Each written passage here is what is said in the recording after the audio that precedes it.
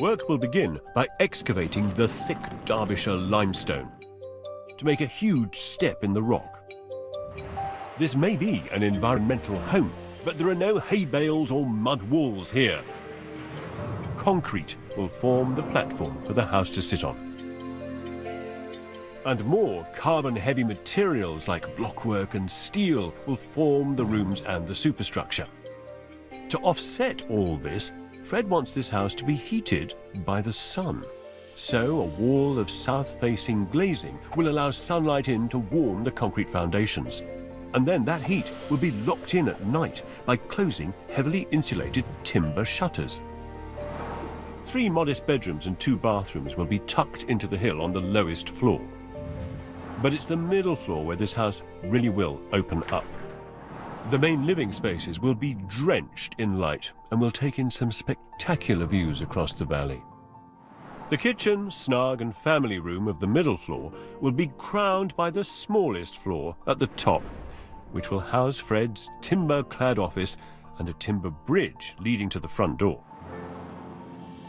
Disguised as a traditional Derbyshire barn, this small stone-clad top floor will be the only visible part of this house from the road. And all the stone used to clad the barn will be recycled from the site in the local vernacular. This place has the potential to be a beautiful home to live in, but a possible nightmare to build.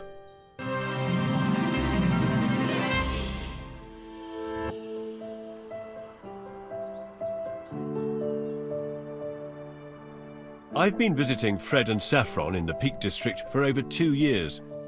It's one of my favourite landscapes. It's heroic and momentous, a place to walk, think and dream. A place where not everything is as it seems. Well, that building looks like it's sort of a little hut, a workshop. Absolutely a decoy for what's underneath it. The beautifully wrought barn and porch give no hint of the struggle that lay beneath.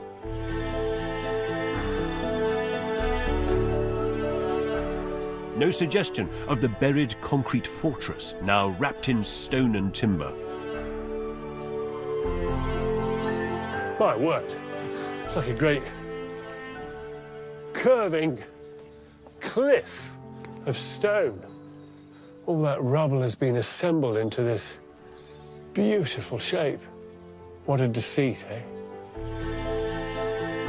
Every stone was dug out of the ground here, split, shaped and faced to produce walls that are unerringly fine. It's mesmerizing work. It's hard to imagine the sloping scrap of land that once was here. Fred and Saffron's patience would seem to have been rewarded. Hello. Oh, it's very good to see you both. All right. Yeah, I am. How are you? And this is looking just peachy. Absolutely great. And from the road, no indication at all of what's here. Absolutely nothing at all. Just a bungalow. The stonework is particularly fine. The stones almost become one thing, one surface. I think it's just triumphant. What's it like inside? Is it done? Are you in? Yes. Yes. Good. Come on, we're then. in. Come on. Yeah. Yeah.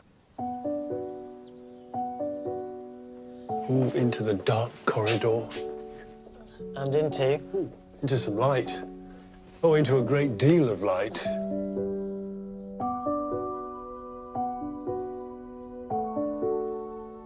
This middle floor is open and bright, despite those heavy blockwork walls. Do you know, this is very surprising because I was fully prepared for all the conduit and the exposing, but I was not prepared for all of the timber. And all that panelling up there, there's a lot of very finely crafted lining of this building that's gone on. And the tubes and pipes everywhere do not exactly... I mean, OK, so it's a raw, brutalist finish in a way. But it's not minimal, is it? I wasn't sure I was going to like it, but I like the honesty of it now. The craftsman who did all of this worked so hard You mean- to get this looking right. You mean the plumber and electrician? Yeah. Plumber and the electrician. Because for the first time ever, their work has been on show. It's exquisite. It's sort of semi-open plan. You're kind of drawn, aren't you? Yes. This is your beautiful staircase down. And then through to music room. Music room, spare room. It's magical. The exposed blockwork began as a cost-saving exercise. It seems to have emerged as a style of decoration. I don't know how you feel. I mean, is this finished? What's interesting is I didn't think it was, but now I'm here with it. I'm seeing it's not a hotel. This is our home, and actually... That? Yeah, that'll stay. I don't want it filling. Where would you fill it? It's a block that got dropped on its way to being put there. That's OK.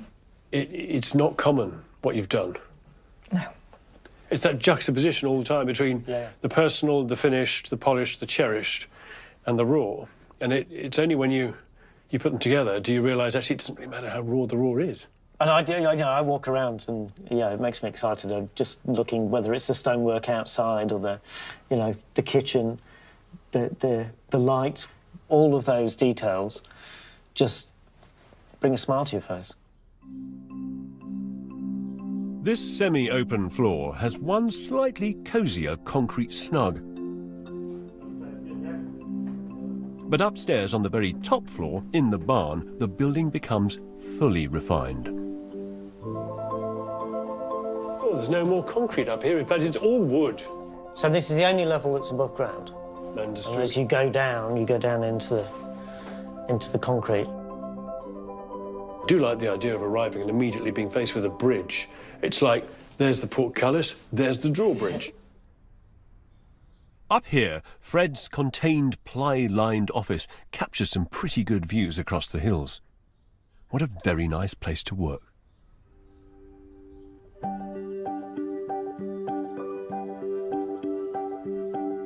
As you descend from the dizzy heights of the barn at road level to the lowest level where the bedrooms are, the plywood timber linings give way to more and more solid masonry.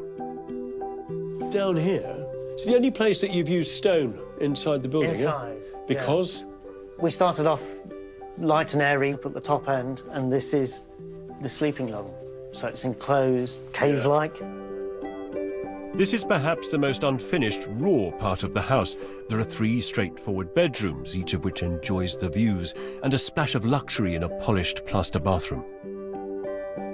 Concrete aesthetic apart, this house was never primarily about how it looks, but how it works. I have been very excited to see these. It's like bifold doors, really. Yeah, they are. They're bifold doors, and they close up. And they've got seals. They've got rubber seals. And this keeps all the heat in at night. What's your big objective here? The objective here is a zero-carbon house, so it doesn't take any energy to run it. Of course, this house isn't just for Fred and Saffron. It's for their children, too. For Billy and Grace, family conversations about building and planning have dominated most of their lives. What do you think about the house, though, generally?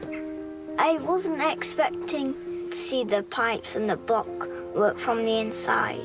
It's amazing. I really like all of it. Do you feel proud of your parents? Yeah.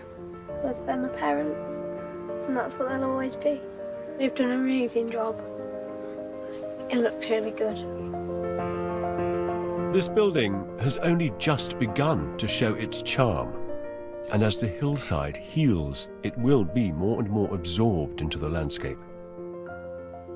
There was a very obvious hanging question about this project, which, given the fact that you didn't know how much it would cost when you started, and had no, well, not much in the way of money to pay for it, is how much, do you know, did it cost to get this far? It's got a 7 in front of it. A 7, but nothing near an 8.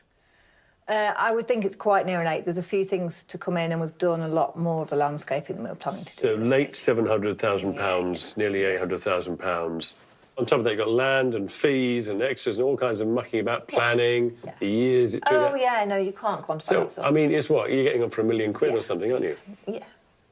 Easy. Yeah, well, there's some things I've never added up and communicated because you'd just be terrified, yeah. I think that's remarkable that you both accept that it's just money, because you both believed that you would get here. This was something we've planned and dreamt of doing, for 16 years.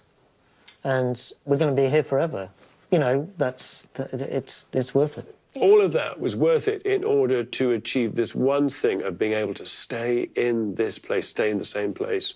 But that continuity was really important, and that's where it started from, is wanting to remain in the village.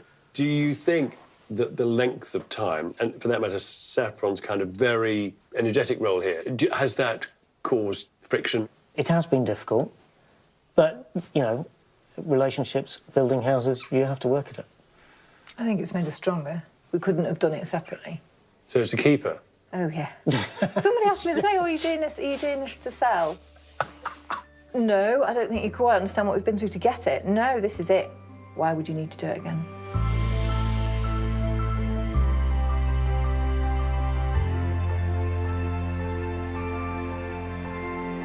Sitting here, it's architecturally adventurous, it's complex, it's rich. To the village, it's a little Tiny stone... little barn, yeah. So what is it? It's our home. I don't mind how it's labelled by anybody else. It's been made with passion by everybody who's worked on it. We've got to this point with determination and positivity, and I'm really proud of that.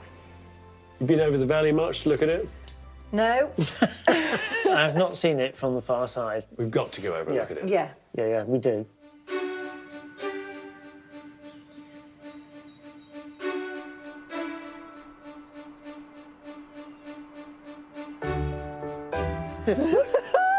Look at that! Wow. It's a great view from here. That is so exciting to see it from this side. I mean, what I want to know really, actually, Fred, is whether you feel this does what it's meant to do on the lid. I love it. Absolutely love it. It's given me the wow factor from this side of the dome. It's blended in much more quickly than I imagined it to. You know, OK, we've had worked really hard at the landscaping, but it has. We've been building it, and we've now got to know how We've got to know it in a different way. How we relate to it. Yeah. Home.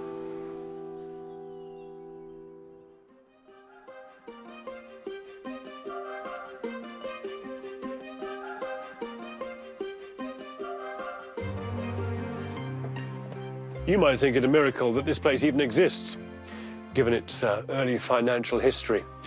But then miracles do require faith, and there was a lot of that here.